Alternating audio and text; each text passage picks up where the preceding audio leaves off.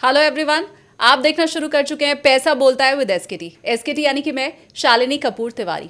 Gold and silver जिसे लेकर के पिछले 1-1.5 साल में मार्केट में बहुत बज़ था। हर कोई सोने और चांदी की तरफ भाग रहा था।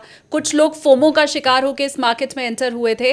वहीं कुछ लोग ऐसे भी थे, क्योंकि आंकड़े हमें यही बता रहे हैं कि ईटीएफ की जबरदस्त खरीदारी हुई थी गोल्ड एंड सिल्वर में, और म्यूचुअल फंड में जितनी खरीदारी नहीं हुई उतनी हमने गोल्ड एंड सिल्वर ईटीएफ में खरीदारी देखी।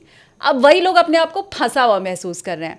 सोने ने पहले भी बेवकूफ बनाया जब वो लगातार बढ़ता चला जा रहा था, और सोना अब फिर बेवकूफ बना रहा है, क्योंकि लोग तो यही कहते हैं कि युद्ध वाली सिचुएशन में सोना और चांदी रॉकेट हो जाता है। कहाँ गया वो रॉकेट वाला सोना, ये समझने के लिए आज हमने इनवाइट किया है। पॉडकास्ट में मेरे साथ हैं head research commodity SMC global Vandana Bharti ma'am. बहुत स्वागत है मैम आपका। Thank you ma'am, thank you. ठीक कहा मैंने, सोना चांदी बेवकूफ बना रहा है। ये ट्रेडर्स के लिए कह सकते हैं, लेकिन निवेशक के लिए ये बेवकूफ़ नहीं बना रहा है, ये बहुत बढ़िया मौका दे रहा है। अगर एक आंकड़ा यहाँ पे हम उठा के देखें शालिनी जी, 2004 में एमसीएक्स आया, उस समय सोने की वैल्यू थी 5,000। अभी सोने ने छुआ 1,80,000। तो हम कह सकते हैं कि शेयर 2 कदम पीछे गया है अगले रनअप के लिए। तो मेरे ख्याल से जिस तरीके की मूवमेंट हम लोगों ने 2025 में आते हुए देखी है और 26 में आते हुए देखी है, ये ऑन टोज रख रहा है, इसने बिल्कुल परेशान कर रखा है। लेकिन मुझे लग रहा है कि थोड़े दिन की शांति के बाद एक बार ये लंबे रनअप के लिए तैयार होगा। वो थोड़े दिन की शांति ही कोई भाप नहीं पा रहा है। शायद उसके पीछे एक बहुत बड़ी वजह ट्रम्प साहब हैं, जो कभी कुछ कहते हैं कभी कुछ कहते हैं। आपको अगर मैं पूछूं कि आप अभी भाप पा रही हैं कि और कितना नीचे जाने वाला है सोना या चांदी? शालिनी जी, ये हम लोग कैलकुलेट कर सकते हैं हिस्टोरिकल डेटा से। हमें यहाँ पे एजम्पशन लेके नहीं चलना होगा। और कुछ सिनेरियो यहाँ पे चेंज हुए हैं। जैसे ट्रम्प साहब ने मतलब अपना ये 2.0 ज्वाइन किया था, उन्होंने सबसे पहले अगर आप ध्यान दें, उन्होंने कहा था कि हमारे यहाँ कितना सोना है इसका ऑडिट अभी तक नहीं हुआ है। सबसे पहला उनका रीज़न था, उन्होंने बोला था कि ये ऑडिट होना चाहिए। और वो स्टेटमेंट वहीं से सोने में हम लोगों ने एक रनअप आता हुआ देखा था। उनके जो ट्वीट्स होते हैं, उनकी जो स्टेटमेंट्स होती हैं, वो अपने आप में बहुत सारी कहानी कहती हैं। फिर उन्होंने थोड़े दिन पहले, वॉर से थोड़े दिन पहले कहा था डॉलर बहुत ज़्यादा यहाँ पे डिस्काउंटेड है, इसकी वैल्यू ऊपर होनी चाहिए। डॉलर की वैल्यू ऊपर आ गई। पहले उन्होंने सोने को ऑडिट करवाया, सोना ऊपर आ गया। उन्होंने बोला कि डॉलर की वैल्यू ऊपर होनी चाहिए। अब आप देख रहे हैं कि 1 महीने में डॉलर की वैल्यू कितनी ऊपर आ गई है। उनके हर ट्वीट्स कुछ कहते हैं, उसके पीछे कुछ यहाँ पे कह सकते हैं कि मैसेजेस होता है, स्ट्रॉन्ग मैसेजेस होता है, और फॉर फाइनेंशियल मार्केट और जियो पॉलिटिक्स। तो मुझे लग रहा है कि यहाँ पे सोने ने भी अपना एक रनअप दिखाया है। और जब तक ट्रम्प रहेंगे, ये वॉलेटिलिटी यहाँ पे बिल्कुल हायर साइड रहेगी, और ट्रेडर से लेके निवेशक को यहाँ पे फ्रिक्वेंट चर्निंग की बहुत ज़्यादा ज़रूरत पड़ेगी। वो थियोरी जो कही जाती थी हमेशा कि जब भी वॉर वाली सिचुएशन होती है, जब भी संकट आता है, तो सेफ एसेट बनता है गोल्ड। वो थियोरी जो होती थी कि जब कुछ नहीं समझ आता है, मार्केट क्रैश होता है, तो पूरा का पूरा पैसा निवेशक सोने में लगा देता है। उस थियोरी का क्या हुआ? यहाँ पे एक होता है हमारा इनिशियल रिएक्शन होता है, एक होता है कि जब हम मिड में आते हैं वो रिएक्शन होता है, एक हमारा होता है जब हम लेटर हमारा जो रिएक्शन आता है मार्केट का। 3 रिएक्शन है। फर्स्ट रिएक्शन से सोना गुजर चुका है। जिस दिन यहाँ पे अटैक हुआ था उस दिन सोना बढ़ा था। 2 मार्च में आप देखेंगे कि सोना ने काफ़ी ज़्यादा बढ़त लगाई थी। इसके बाद हम लोगों ने एक पैनिक कॉल आता हुआ देखा। यहाँ पे करेक्शन का बहुत बड़ा वजह है, जब ईरान इराक का वॉर हुआ था उस समय भी हम लोगों ने सोना में इनिशियल रिएक्शन अपसाइड का देखा, फिर एक कंसोलिडेशन आया, करेक्शन के बाद फिर प्राइसेस जो है ऊपर गई। कोविड में अगर आप देखेंगे, सोना पहले इनिशियल रिएक्शन ऊपर का दिखाया, फिर डाउन साइड आया, फिर एक बार मतलब कि अपसाइड गया। तो इनिशियल रिएक्शन हमने देख लिया कि अपसाइड आया, फिर हम एक कंसोलिडेशन में आते हैं, करेक्शन के बाद हम फंसते हैं वहाँ पे, फिर हमारा एक लॉन्ग टर्म मूव बनता है, चाहे वो 2008 का सब प्राइम ही क्यों ना हो। तो हर बारी हम लोगों ने सोना को और ज़्यादा मजबूत होकर बढ़ते हुए देखा है। अब यहाँ पे कुछ कारण थे। सबसे बड़ी बात है, अगर आप चार्ट को ही यहाँ पे अगर हम रेफर करें, 80,000 का हमारा सोना था लगभग। मुझे लग रहा है जब शुरुआत हुई थी तो उससे भी नीचे का 73,000 के करीब थे। इसके बाद हम लोगों ने 1 साल में 1 लाख तक की बढ़त देखी, यानी कि 1,80,000 हो गया। वो हमारा एक गाला टाइम था सोने का, लेकिन साथ में कुछ स्पेकुलेशन था। इस वॉर से पहले ही सोने में एक डाउनसाइड मूवमेंट आ गई थी, और वो बिकॉज ऑफ प्रॉफिट बुकिंग। वहाँ पे मार्जिन हाइक से लिक्विडेशन था, स्मार्ट मनी मूव कर रहा था एक ओवरबॉट जोन से, सेक्टर से एक ऐसे तरफ जहाँ की ज़्यादा मतलब अब रिटर्न आ सकता है। क्योंकि हम लोगों ने 73,000 के गोल्ड को 1,80,000 तक आता हुआ देख लिया था। अब वहाँ पे और ज़्यादा स्पेकुलेटिव रैली नहीं हो सकती थी, वो कारण थे। और फिर आ गया हमारा वॉर। वॉर में पेट्रो डॉलर ने बड़ा अच्छा काम किया, क्योंकि जब भी हम क्रूड हम मतलब ट्रेड करते हैं, हमारा बेस यहाँ पे डॉलर होता है। क्रूड 70 से $140 आ गया, समझिए डॉलर का जो डिमांड है वो भी हमारा डबल हो चुका था। ये बिल्कुल थ्योरी थी। और जो इन्वेस्टर्स और ट्रेडर्स होते हैं शालिनी जी, वो बहुत स्मार्ट होते हैं। उन्हें पता है कि मूव कहाँ करनी है, मनी को मूव अप नेक्स्ट कहाँ करना है। उन्होंने वॉर देखा, उन्होंने बोला कि अब सोना सेफ हेवन नहीं है, सेफ हेवन क्रूड है, ट्रेजरी है और फिर हमारा डॉलर इंडेक्स है। तो आप देखिए ऑल ऑफ सडन तीनों जगह पैसे गए हैं। इक्विटी से पैसा गया, क्रिप्टो से पैसा वापस गया, सोने चांदी से पैसा वापस गया, और यहाँ 3 जगह हमारा लगा। और वहाँ पे पेट्रो डॉलर का एक इम्पैक्ट जो है हम लोगों ने, जो वो खत्म हो चुका है, लेकिन उसका इम्पैक्ट आता हुआ देखा। अब जितनी भी क्रूड के ट्रेड्स होते हैं वो ज़्यादातर 70% होते हैं डॉलर टर्म्स में। क्रूड हो गया 70 से 140, डॉलर की डिमांड यहाँ पे सीधे बढ़ती हुई नज़र आई थी। हमारे जो रिजर्व्स थे फॉरेक्स, वो यहाँ पे कम होने लगे। तो डॉलर मेन यहाँ पे सेफ हेवन बन गया, क्रूड मेन सेफ हेवन बन गया, और गोल्ड आ गया हमारे बैकफुट पे। लेकिन हम ये कह सकते हैं कि ये अगली रैली के लिए बहुत बड़ा बेस तैयार कर रहा है। अभी रैली और आने वाली है इसमें? मुझे लग रहा है कि ये रैली आएगी, कंसोलिडेशन लंबा हो सकता है, क्योंकि अगर यूक्रेन और रशिया के वॉर के समय का अगर हम कैलकुलेट करें, इट वाज ऑफ 7-8 मंथ्स, 7-8 महीने का हमारा कंसोलिडेशन था। $19 का सोना, $1900 का सोना हम लोगों ने कहाँ तक जाता हुआ देखा है? $5600 जाता हुआ देखा है। विदिन 3 ईयर्स हम लोगों ने वो अब पार करता हुआ देखा है। हाँ। तो अब यहाँ पे फॉर द टाइमिंग मुझे लग रहा है कि यहाँ पे सोना कंसोलिडेशन में रहेगा। न्यू जो जियोपॉलिटिक्स डेवलप हुए हैं, पहले डी डॉलराइजेशन बहुत बड़ा एक मुद्दा था सोना का, मतलब बढ़ने का, क्योंकि ट्रेजरी में हमने क्रॉस किया कब? 2025 में ट्रेजरी में निवेश कम हो रहा है और हम गोल्ड में बढ़ा रहे हैं। और ये कौन बढ़ा रहा है? ये सेंट्रल बैंक्स बढ़ा रहा है। तो जितने भी देश हैं वो गोल्ड को प्रेफर कर रहे हैं इंस्टेड, मतलब कि सोने के ट्रेजरी के बदले में। वो क्यों कर रहे हैं? क्योंकि उनको डॉलर पे फेथ कम है। और जिस तरीके से मिडिल ईस्ट ने ये वॉर ने एक्सपोज करा है यूएस को, आपने ये देखा है, इतने सारे मिलिट्री बेसिस बने थे, इतने सारे मिलिट्री बेसिस बने थे। इसके बाद भी जो 14 कंट्रीज़ हैं डायरेक्टली इनडायरेक्टली, वो यहाँ पे वॉर में इंक्लूड मतलब हो चुकी हैं, वो शामिल हो चुकी हैं। और उन्होंने देखा कि यूएस के मिलिट्री बेस बनाने के बावजूद भी उनका जो एनर्जी इंफ्रा क्या, उनके सिविलियंस यहाँ पे सेफ नहीं है। Right. तो जियो पॉलिटिक्स बहुत जल्दी यहाँ पे बदलेगा, वो बदल रहा है। और दूसरी चीज़ है, जो डी डॉलराइजेशन हम लोगों ने देखा था खासकर यूक्रेन वॉर के बाद, इस वॉर के बाद जो उसकी इंटेंसिटी है वो बहुत हाई होगी। ओके। क्योंकि ट्रम्प के स्टेटमेंट, उनकी पॉलिसीज़, प्रो अमेरिका पॉलिसीज़, आपने अलायंस तो कर लिया लेकिन आप उसको निर्वाह नहीं कर पा रहे हैं, आप उसको मतलब फुलफिल नहीं कर पा रहे हैं। कहीं भी आपका मिडिल ईस्ट का जो अलाइज है वो सेफ़ नहीं है, तो उन्हें सेफ फील नहीं हो रहा है। और इसके बाद जो जियो पॉलिटिक्स है वो बदलेगा, और वो सबसे ज़्यादा बदलाव लाएगा सोने के डिमांड में। क्योंकि पहले भी यही हुआ था यूक्रेन में, रशिया में, फिर क्या हुआ था, हमने उनके फंड्स को ब्लॉक किया। इसके बाद रशिया ने और बाकी कंट्रीज़ ने दे लर्न देयर लेसन्स। तो जितने भी सेंट्रल बैंक्स थे उन्होंने ना सोने की बाइंग तेज कर दी कि हमें डॉलर में नहीं, इन केस ऑफ वॉर हमें सोने में जाना चाहिए। और आप देखेंगे कि जितनी भी कंट्रीज़ हैं इंक्लूडिंग इंडिया, अब वो फॉरेन वॉल्ट्स में भी सोने को नहीं रख रहे हैं। इंडिया ने भी जितने भी सोना है उसमें बहुत ज़्यादा उन्होंने अपनी कंट्री में अपने कंट्रोल में रखा है। तो इनफैक्ट इस सिचुएशन में वो अपनी सोने को फॉरेन में सेफ भी फील नहीं कर पा रहे हैं।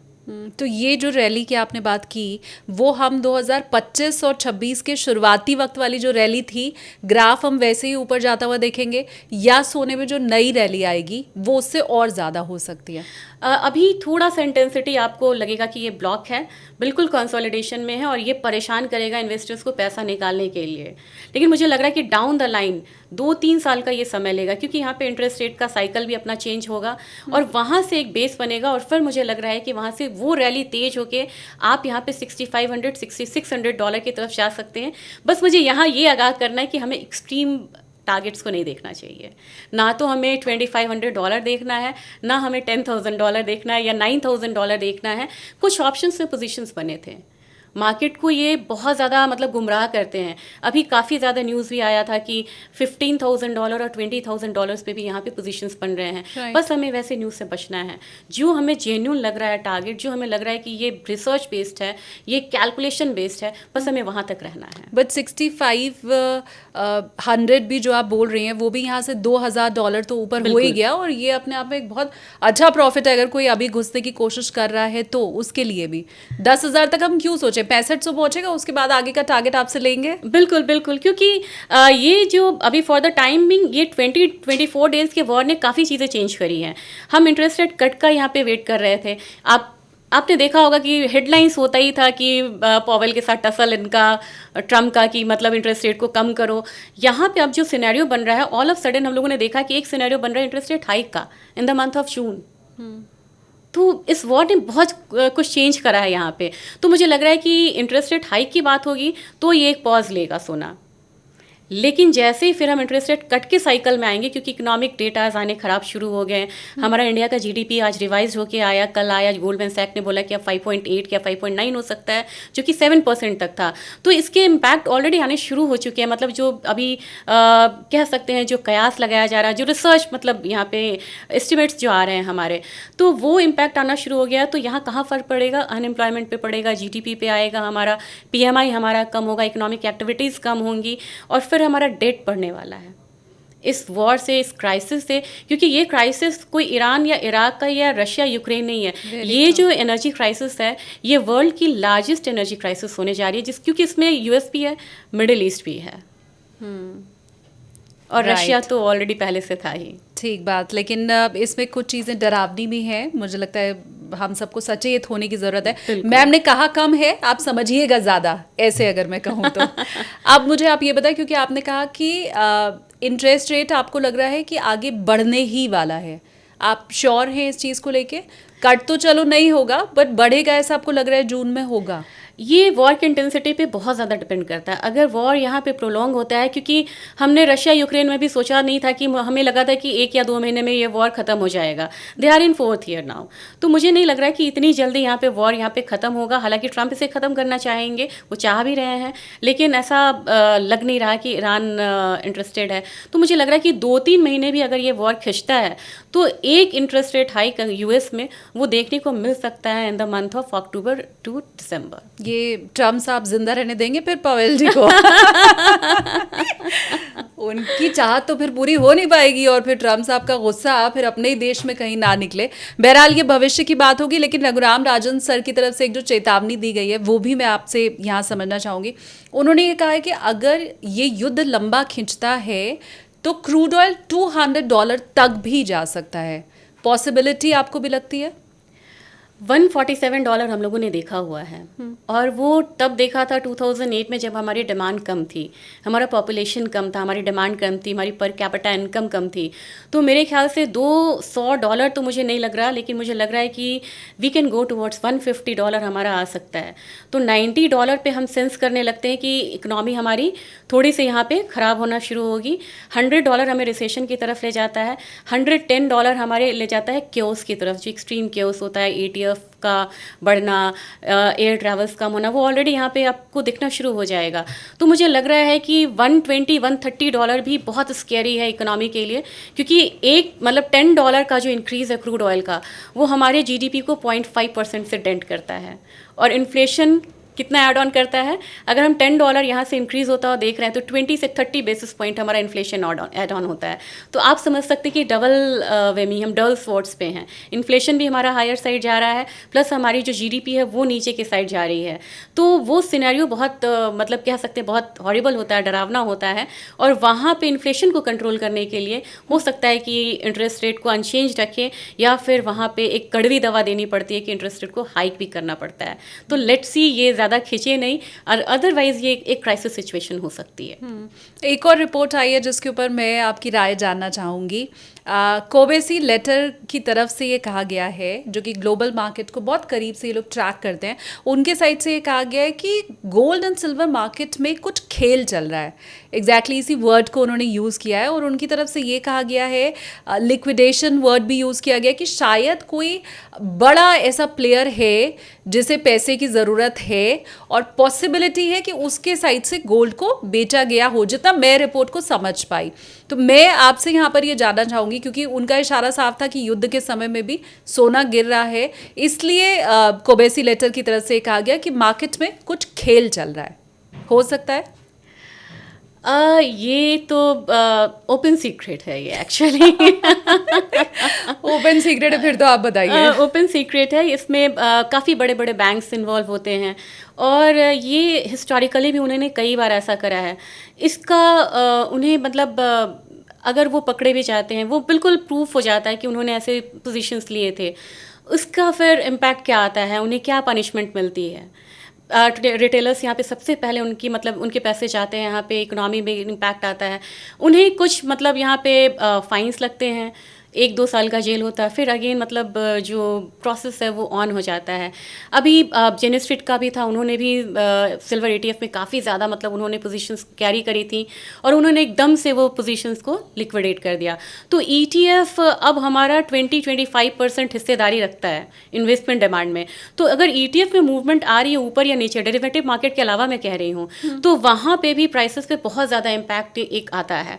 तो ये चीज़ें गोल्ड में देखी गई, सिल्वर में सबसे ज़्यादा देखी गई ये चीज़ें, और ये क्रॉस द कंट्री हुई हैं। चाइना ने इसे रोकने की कोशिश करी, चाइना ने पब्लिक करा नेम को कि ये लोग, इन लोगों ने अपने पोजीशन लिमिट से ज़्यादा यहाँ पे पोजीशन ली, जिसकी वजह से जो प्राइसेस हैं वो लोअर साइड आए।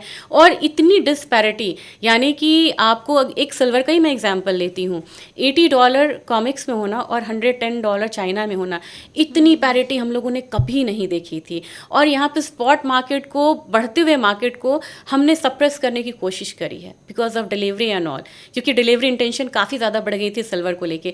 तो गोल्ड और सिल्वर की फिजिकल डिलीवरी की वजह से भी ये चीज़ें काफ़ी ज़्यादा हुई, क्योंकि बहुत ज़्यादा हाई डिमांड में यहाँ पे आ चुका था। और एक्सचेंज एक ऐसा प्लेटफॉर्म है, अभी जैसे मैं फॉर एग्जांपल बोलूँ, हमारे अभी जैसे में MCX में आज 1,40,000 है। कोई अगर यहाँ पे डिलीवरी लेना चाहेंगे तो उनको 3% GST के साथ उनको ये डिलीवरी मिल जाएगी, कुछ एक्स्ट्रा चार्जेस होंगे। लेकिन अगर यही मैं 24 कैरेट लेने जाऊँ ज्वेलर्स के पास, तो वहाँ हमें कितने में मिलेगा, 1,50,000 52,000 में मिलेगा।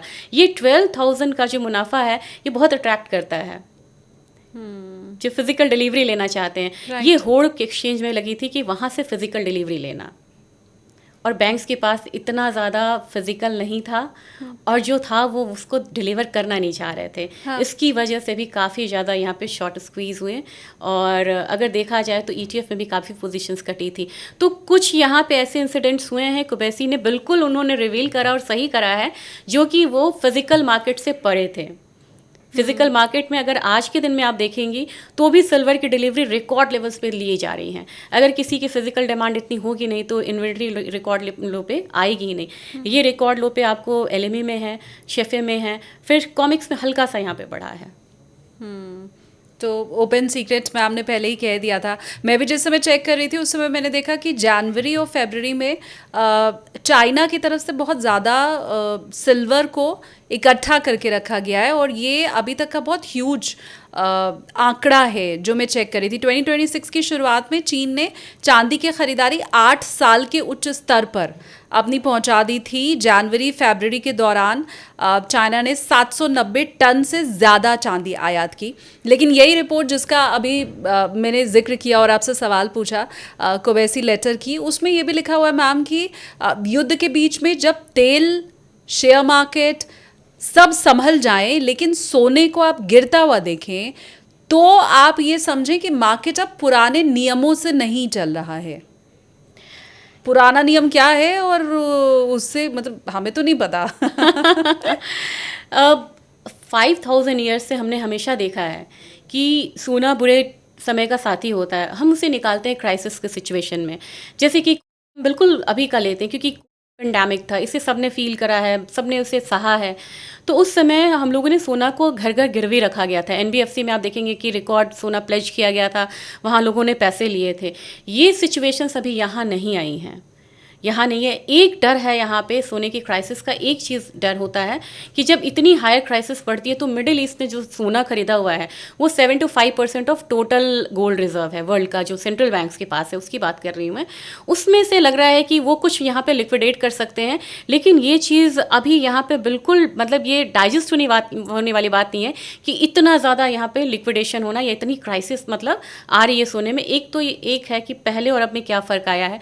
अगर हम 2008 को ले लें और यहाँ पे हम कंपैरिजन करें 2026 से, social media, official, unofficial news flow बहुत है आपको, वो नॉइजेस बहुत हैं। वो नॉइजेस भी कभी कभी हमें रॉन्ग स्टेप्स लेने में मजबूर करता है, और कभी कभी हम इन्फ्लुएंस होते हैं उससे, और कभी कभी अभी मुझे लग रहा है कि इसमें बहुत बड़ा गेम चल रहा है।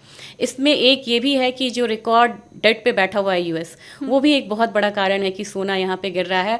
वो उसे एक बारी तो इंटरेस्ट रेट देने की भी दिक्कत है, और अब तो 40 ट्रिलियन हो गया, 40 ट्रिलियन हो गया। जो हम 37 ट्रिलियन बोल रहे थे वो 40 ट्रिलियन हो गया। बढ़ते हुए इंटरेस्ट रेट के साथ ये डेट और भी महंगा हो जाएगा, आप समझ सकते हैं। 50 बेसिस पॉइंट पे ये डेट और भी महंगे होने जा रहे हैं। तो मुझे लग रहा है कि वैसे केस में सोना बहुत ज़्यादा नहीं गिरेगा, क्योंकि एक चीज़ है, मनी सप्लाई M2 और सोने का बहुत अच्छा पॉजिटिव कोरिलेशन है।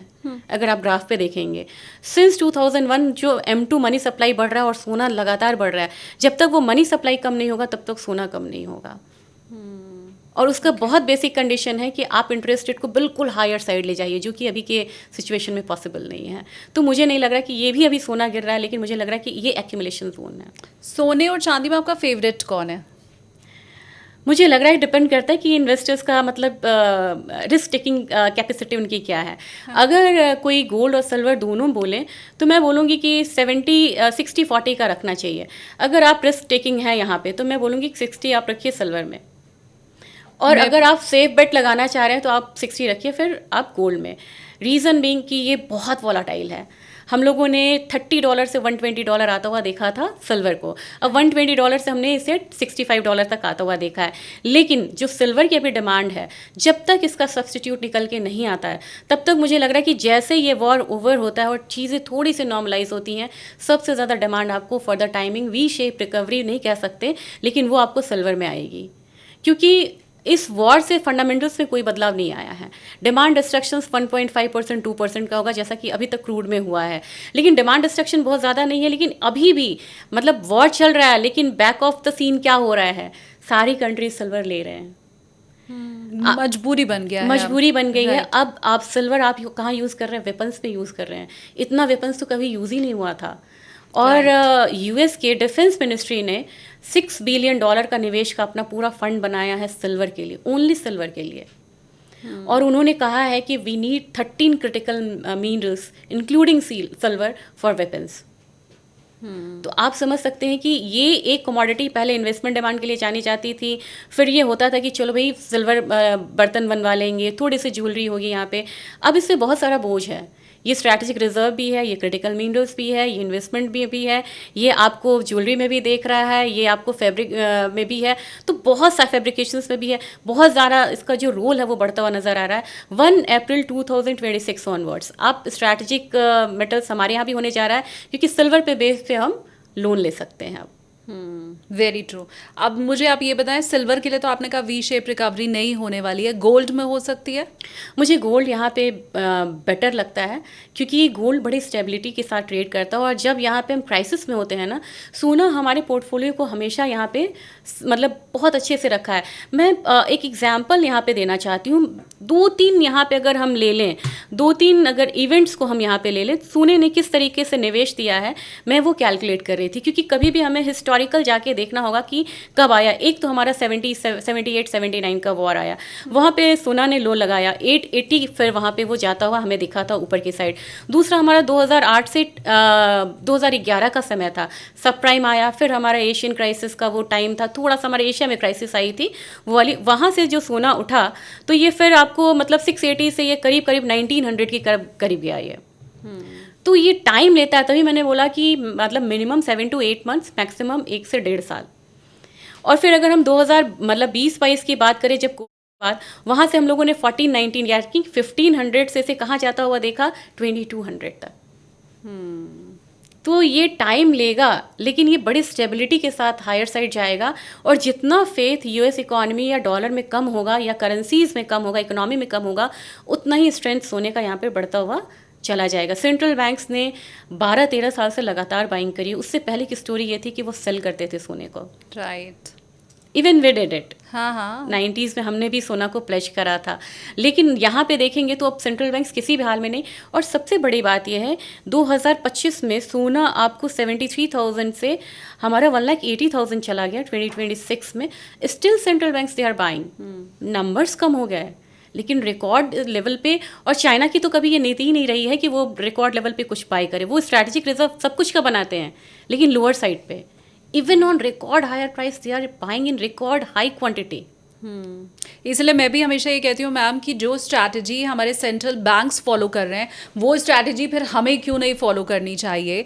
मतलब इफ़ एंड बट मुझे लगता नहीं है यहाँ पे फिर कुछ बचता है। अगर जैसे आप भी कहनी कि चाइना तो इतने हायर रेट के बाद भी कंटिन्यूअस खरीदता ही जा रहा है और रिजर्व अपना बढ़ाता चला जा रहा है। इंडिया ने भी बाय द वे वही काम किया है, ऐसा नहीं है कि ये सिर्फ चाइना कर रहा है। तो जो रिजर्व बैंक्स कर रहे हैं, जो सेंट्रल बैंक्स कर रहे हैं, वो काम हम भी कर सकते हैं। मेरे साइड से तो हमेशा ये कहा जाता है। इंडिया ने 25% ऑफ टोटल सिल्वर क्वांटिटी लिया है 2025 में। We are very proactive now. मतलब हमें पता है कि हमें सिल्वर चाहिए, डेटा सेंटर्स में चाहिए, सब कुछ में चाहिए। तो अब हमने 25% टोटल वर्ल्ड प्रोडक्शन का सिल्वर लिया है, और हमने LME से लिया है। उनके क्लॉजेस थे कुछ, और उनको जब तक पता चला तब तक इंडिया ने वहाँ से मतलब वहाँ पे पोजीशंस लिया था और फिजिकल डिलीवरी ली। तो चाइना और इंडिया हम उनके मतलब एपिक सेंटर हो गए। ये अंदर की बात भी मैम से बात करके मिल जाती है। अच्छा मैम, आपके पास टोटल कमोडिटी मार्केट का अगर मैं एक्सपीरियंस जानना चाहूँ तो कितने साल का है? मैंने ये मार्केट ज्वाइन किया था 2005 में, just after the launch of this MCX and NCDX। और उसके बाद मैंने रिसर्च में ही ज्वाइन किया था। So I have experience of around 21-22 years in this market. ख़ास करके ये सवाल मैंने आपसे इसलिए पूछा है क्योंकि जब अभी मैं गोल्ड का डेटा देख रही थी तो मैंने ये चेक किया कि वीकली गिरावट के मद्देनज़र अगर हम देख रहे हैं तो बीते 40 सालों में वीकली गिरावट पिछले हफ्ते गोल्ड में जितनी हुई है वो बीते 40 सालों में कभी नहीं हुई है। अब उसमें से 25 साल तो आपने अपनी आंखों से ही देखे हैं। मैं तो डेटा उठा के देख रही हूँ और चेक कर रही हूँ, बट मैम ने तो उन 40 में 25 खुद ही देखे हैं। बिल्कुल। तो ये इतना अच्छा दौर सोने ने देखा, और फिर उसके बाद पिछले 40 साल का सबसे बुरा दौर भी सोने ने देख लिया। अब इसके बाद क्या एक्सपेक्ट करें, क्योंकि अभी तक हमने जितनी बात की है वो बहुत गोल्ड के लिए अच्छी हमने बात की है, पर ये तो सबसे बुरा आंकड़ा और सबसे बुरा डेटा है। 1983 के बाद हम लोगों ने ये आता हुआ देखा है, सबसे फॉल आता हुआ देखा है। और यहाँ पे आप इसे क्राइसिस को ही नहीं कह सकते हैं।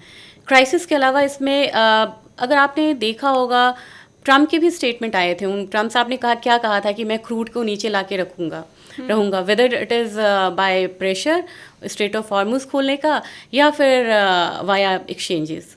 तो आपने देखा भी होगा कि CME से एक स्टेटमेंट भी आया था कि you can not influence this market. तो एक डेरिवेटिव मार्केट की जो चाल है उसने भी बहुत ज़्यादा इन्फ्लुएंस करा है इसे। दूसरी चीज़ है कि यहाँ पे मैंने कहा कि इन्फॉर्मेशन फ्लो ने भी बहुत ज़्यादा किया है। पैनिक सेलिंग यहाँ पे आती चली गई है। इसके बाद क्या है कि 1983 में ऑटोमेटेड ट्रेडिंग नहीं होता था, बहुत मतलब वहाँ पे मैनुअल होता था। अब यहाँ पे क्या है कि मार्जिन कॉल्स आते हैं, वो ट्रिगर्स होते चले जाते हैं। वो भी एक बहुत बड़ा कारण होता है। और जब मार्जिन कॉल्स यहाँ पे बहुत ज़्यादा बढ़े हैं तो इनकी जो वैल्यू है वो बहुत ज़्यादा बढ़ी है। 1983 में अगर $100 वहाँ पे अगर मान लीजिए कि आपको गोल्ड है और वहाँ पे 16% का मतलब हमारा मार्जिन कॉल लगे, 16% हमने हाइक कर दिया, और अभी के हाइक में बहुत का फ़र्क आ जाता है। तो हमें मतलब वॉल्यूम वाइज हमने देखा है कि निवेशक यहाँ पे शिफ्ट हुए हैं।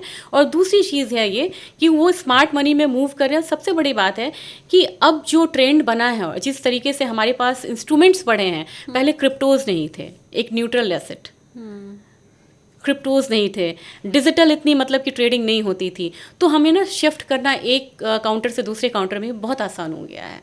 तो स्मार्ट मनी क्विकली यहाँ पे वो फ्लो कर रहा है एक काउंटर से दूसरे।